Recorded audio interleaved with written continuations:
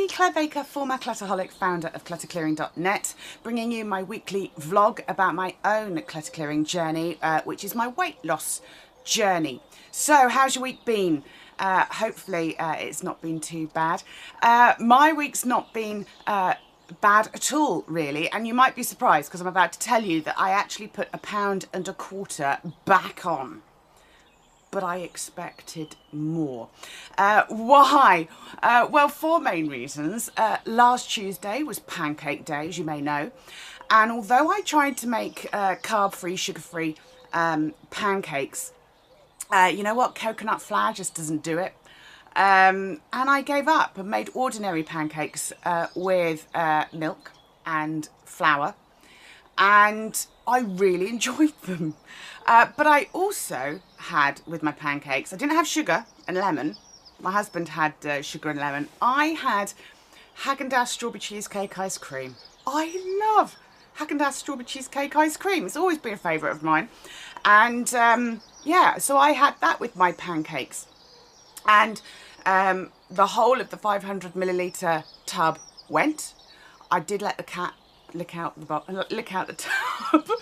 But I don't think that can really offset the calories and the carbs that I had.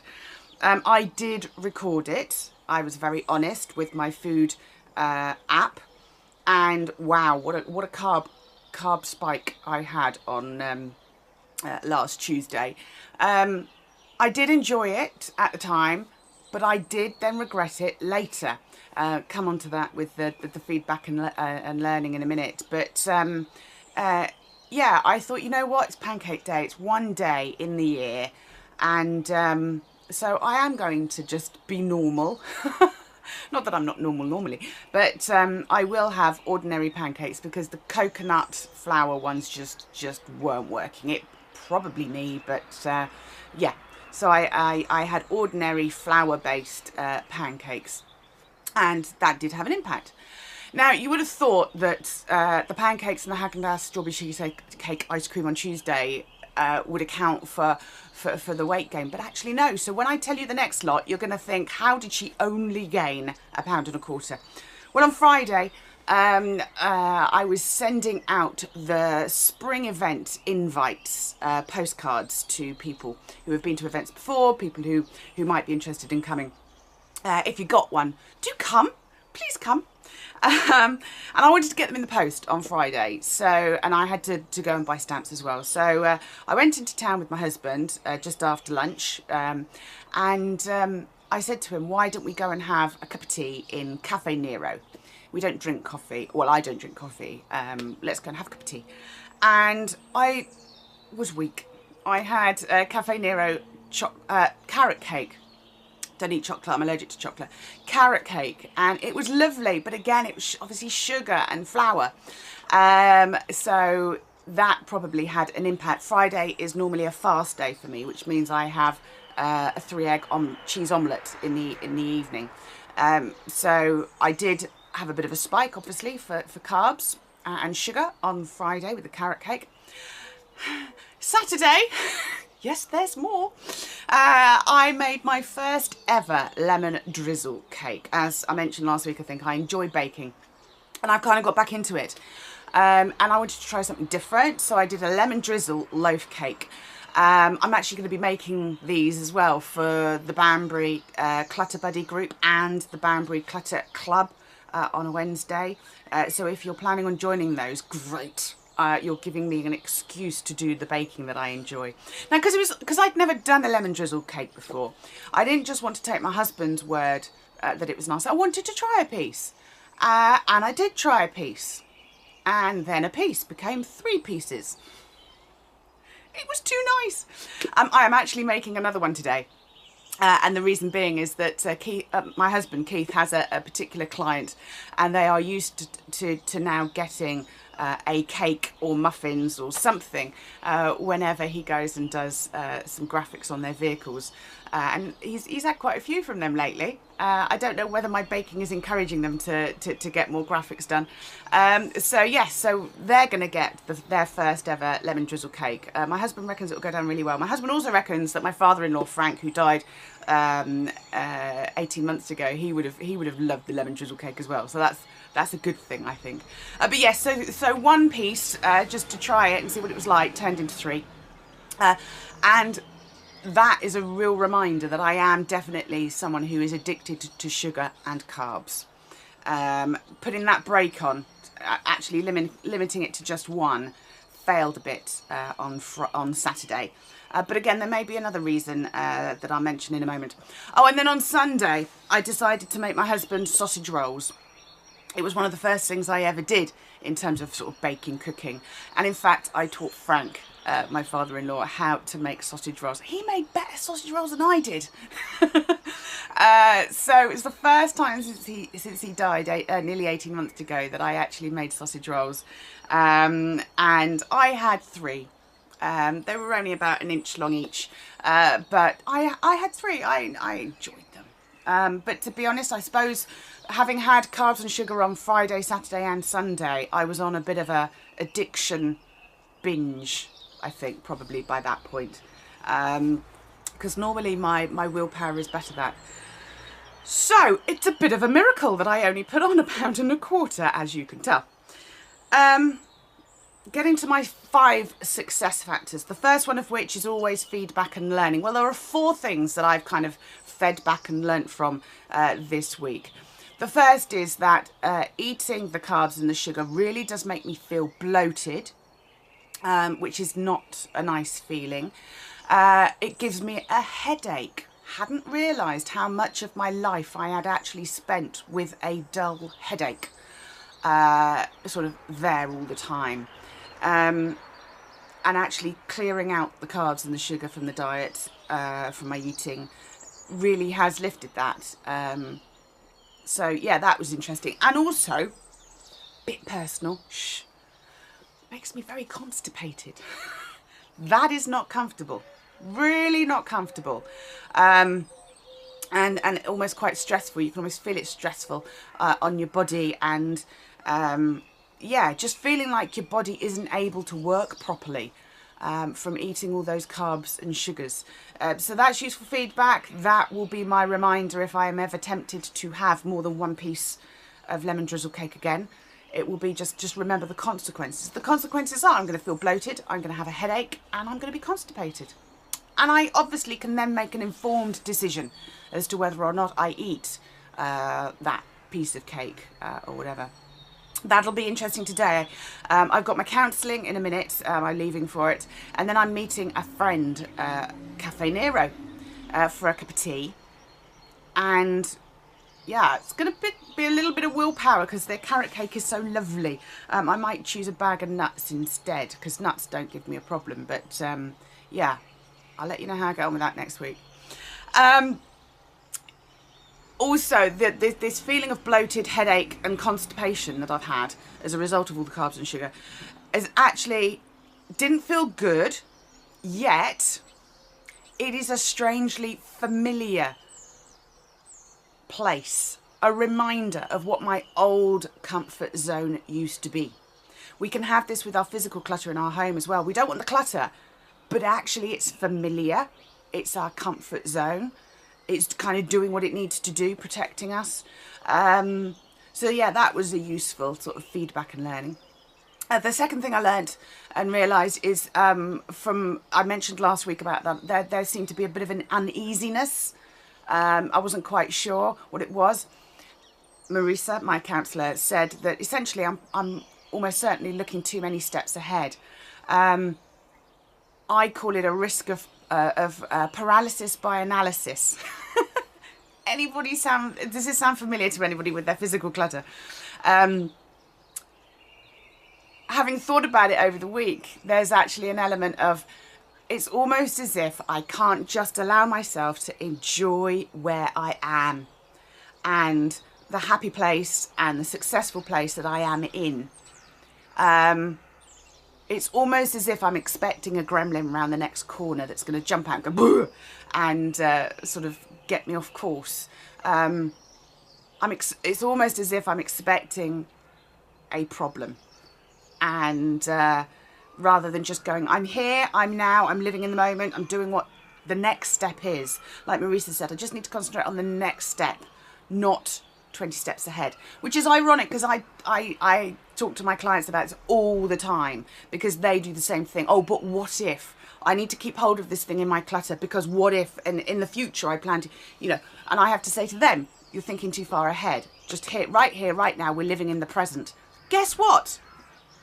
My uneasiness was me essentially not doing that myself.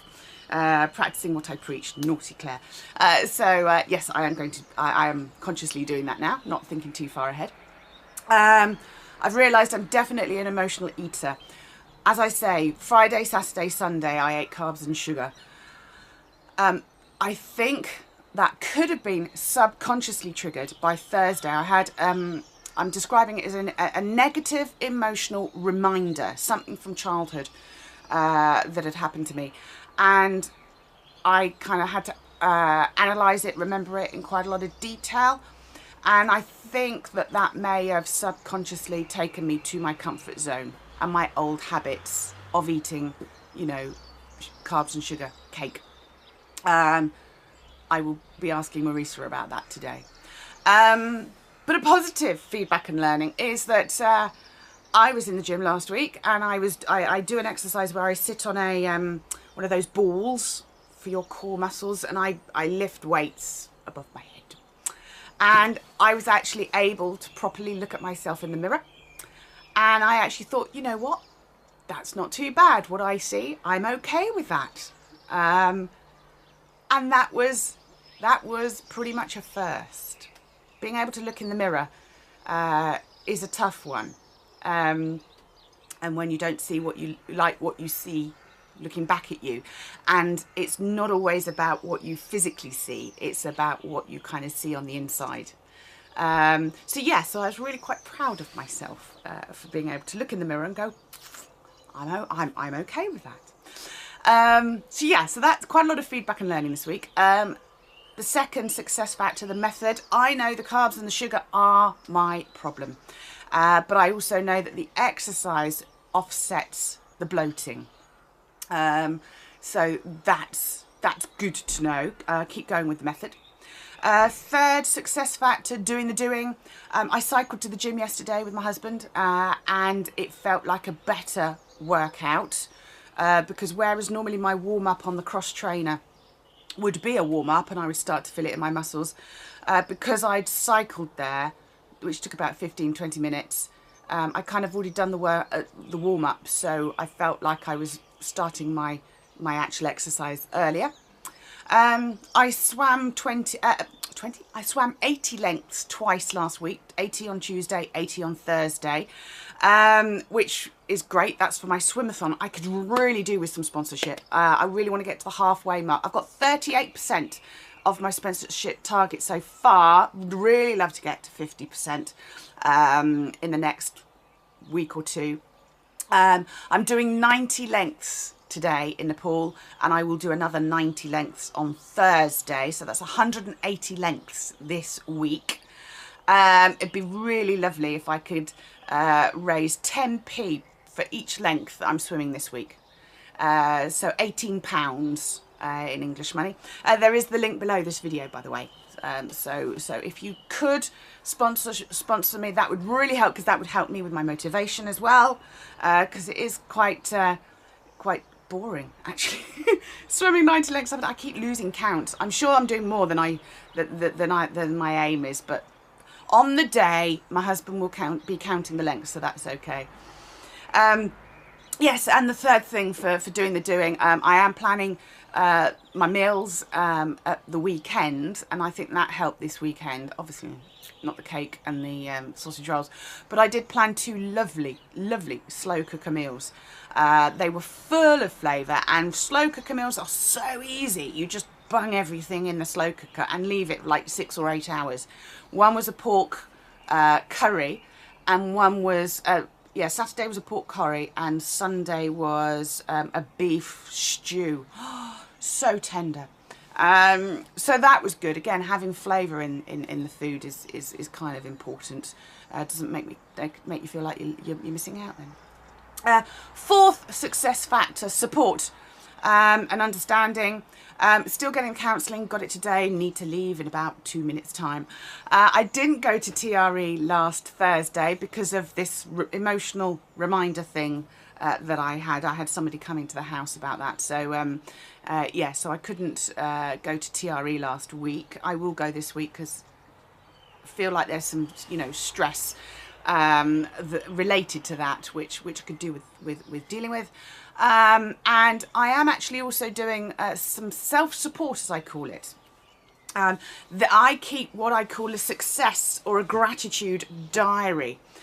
Now what this is literally every day when I go to bed, I sit in bed and for 5-10 minutes before I go to sleep, I literally list all of the things that I am grateful for, the successes that have happened. So it's like a diary of goodness. And I have done this for many years. And it does really help when you have a bad day or a tough day or a day where you think I haven't achieved anything. You can actually look back in it and go, you know what? There's a lot to be grateful for. It's kind of been proven that successful people are naturally or they do record the things that they are grateful for and the successes they've had. So, for example, yesterday, I now put at the top, I am grateful for, and then list the things. So yesterday, number 1, the lovely, sunny, spring-like weather today. Got it again today. Oh, Saturday we had our first frog spawn appeared in the pond. We have got hundreds, literally hundreds of frogs in that pond. And we had the first spawn appear on Saturday, which is about 2 weeks earlier than normal. So that's great. So that went in on Saturday. Oh, I was able to finish a book that I'd been reading by Dawn French. Very good book. Called According to Yes. Number 3, cycling to the gym. Number 4, having a good gym workout. What have we got? Oh, yes, an inquiry about somebody coming to the spring event next month. Oh, please do come. Some people left some positive comments on some of the videos. Being able to update the clutter clearing website, recorded some videos to explain what the clutter buddy groups and the clutter clubs are. My cat had a good day. We know when Madam has a good day. So again, I just record all this. Yesterday I had 17 positive things, successful things, things that I am grateful for. So that, if you are struggling with motivation, do start doing that. I used to have a week to 2 pages diary, and now I need a whole page to a day in my diary, because the more you notice the positive things, the more you will be grateful for and the more you will have to list. So yeah, so that's something that, if you like, is a little bit of self-support rather than external support. And then finally, the time success factor. Again, there's no rush. I'm going to get there. I know. I'm still amazed. It was only £1.25 this week that went on. So I know that I just need to keep doing the doing. There's no rush. But I would love to get to 7 stone weight loss by this time next week, which means I will need to lose 2.5 pounds by this time next week. I'm going to have a go. I'm just going to keep doing what I'm doing, actually. I'm not going to consciously do anything different. I'm just going to do what I know I need to do. Stay away from the carbs and sugar. And it will happen. Maybe next week, maybe the week after. So that's my week. I hope you've had a good week. Do share with below how you've been getting on. Please do sponsor me for my swimathon if you can. It's all for a good cause. And I shall see you same time, same place next week. Take care. Bye-bye.